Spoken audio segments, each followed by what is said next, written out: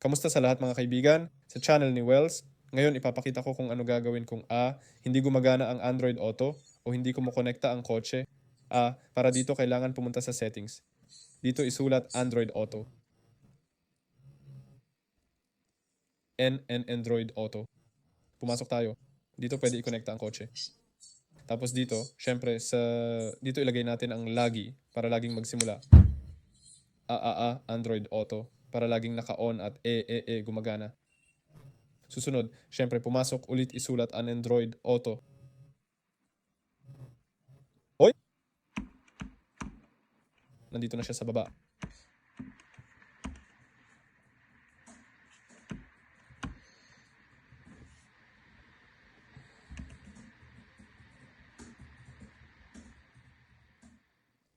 Ayan, pumasok sa app info at bigyan ng lahat ng permissions. Ibig sabihin pumasok sa permissions? Oo, dito lahat allowed at yung hindi allowed. Ayan, pumasok sa hindi allowed at pindutin ang allow. Kailangan kasi pwedeng maka-apekto sa functionality ng app. Susunod, kung hindi gumana, pumasok sa storage at cache at i-clear lahat ng cache ng app. Pwede rin tanggalin completely? Oo.